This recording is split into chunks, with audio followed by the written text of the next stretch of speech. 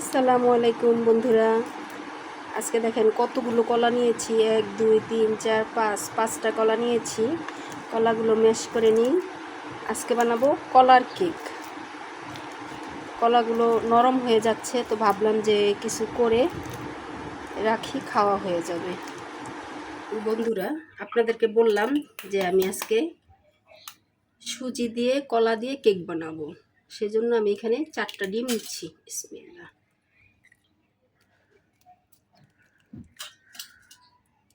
এখানে কুসুম সহকারে নিয়েছি।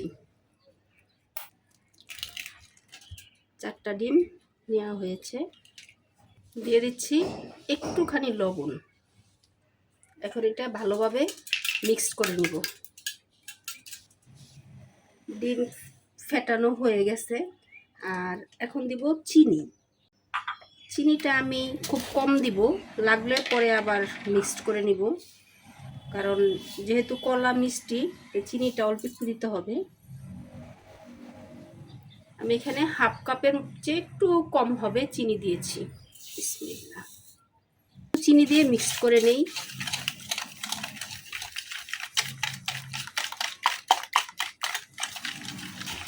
এখন আমি এই কাপেরই 2 কাপ তেল দিয়ে দিব।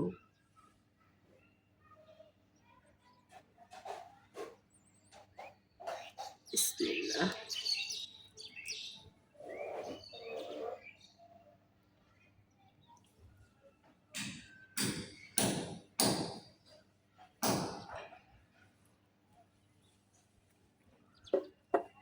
দিয়ে দিলাম 2 কাপ তেল। তেলটার সাথে আবার একটু ভালোভাবে মিক্সড করে নিব।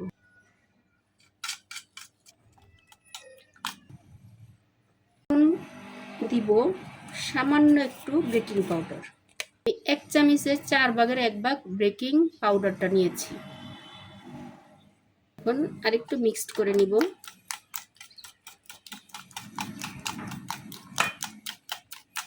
এখন যে কাজটা করব সেটা হলো সুজি। বিসমিল্লাহ। এই কাপেরই আমি 2 কাপ সুজি দিব।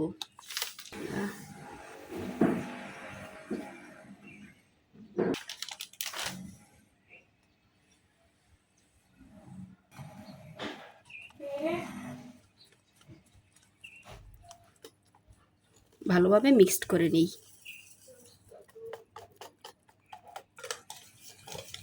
সুজি তো আর মিক্সড হইতে বেশি সময় লাগে না। এরপরে যেই কাজটা করব, আমি একটু ফুড কালার অ্যাড করব। যেহেতু কলা গুলিয়ে রাখলে কিন্তু কলাটা কালো হয়ে যায়, তো ওই কালারটা চেঞ্জ করার জন্য আমি দিয়ে দিচ্ছি একটু ফুড কালার।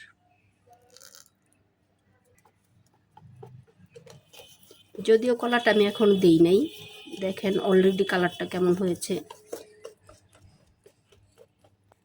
এখন দিব কলা।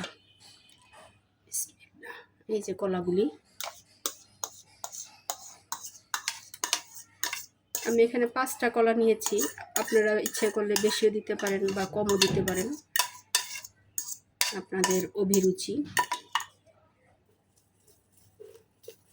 আমি কিন্তু এটা ঠিকভাবে মিক্সড করার পরে 1-1.5 ঘন্টা রেখে দিব।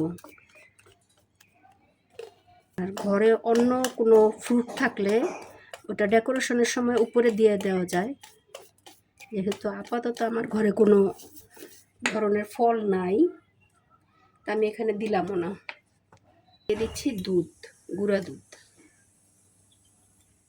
গুঁড়া দুধটা আমি একটু বেশি দিব, 2 কাপ দিব গুঁড়া দুধ।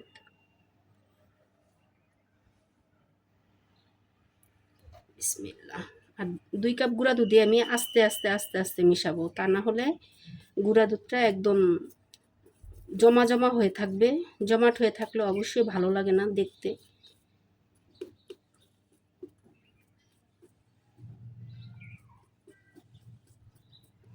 এক কাপ দেওয়া হইলো, সমান সমান 2 কাপ গুঁড়া দুধ দিলাম। এটা আমি সেমভাবে মিশিয়ে নিব। গুলানো হয়ে গেছে। এখন আমি 2 ঘন্টার জন্য রেস্টে রেখে দিব। আমি সেদিনকার একটা ফ্রুট কেকের ছবি দিয়েছিলাম, তো অনেকেই রিকোয়েস্ট করছে যে আপু ফ্রুট কেকের রেসিপিটা চাই। তো তাদের উদ্দেশ্যে আজকে আমি এই রেসিপিটা দেখালাম। চেষ্টা করবেন, ইনশাল্লাহ হয়ে যাবে। আর আমার মতোই যে বানাতে হবে তেমন না, এখানে অনেকে গুঁড়া দুধ অ্যাড করেন, অনেকে লিকুইড দুধটা অ্যাড করেন, কেউ ঘি অ্যাড করেন, এটা যার যার অভিরুচি অনুযায়ী অ্যাড করবেন। আমি এখানে সামান্য একটু ঘি দিয়েছি। এখন ঘি দিয়ে আমি সুন্দর করে সসপ্যানটার মাঝখানে মেখে নিব। এখানে কিছু কিশমিশও দেওয়া হয়েছে, সরাসরি ঢেলে দিচ্ছি। বিসমিল্লাহ।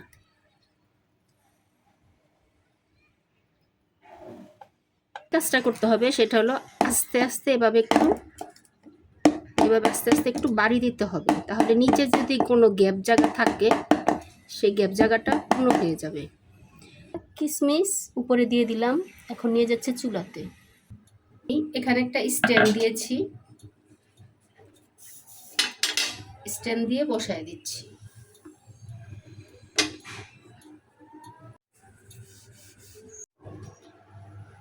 কেকের অবস্থাটা দেখি কেমন হলো কেক। বিসমিল্লাহ। এই যে কেক আলহামদুলিল্লাহ হয়ে গেছে। এখন কেকটা নামায় দেব। যে কেকটা হয়ে গেছে, দেখেন মাশাআল্লাহ আলহামদুলিল্লাহ কত সুন্দর হলো কেকটা। কেউ যদি সুজি দিতে না চান, তারা ইচ্ছা করলে ময়দা বা আটা দিয়েও বানাতে পারেন। তা আমি একদিন তো আপনাদেরকে আটা দিয়েও বানিয়ে দেখিয়েছি, আর আজকে দেখালাম সুজি দিয়ে। দেখেন কেকটা খুব গরম। এই হলো নিচের সাইডটা, আর এ হলো উপরের সাইড। দেখছেন কেকটা মাশাআল্লাহ কত সুন্দর হলো।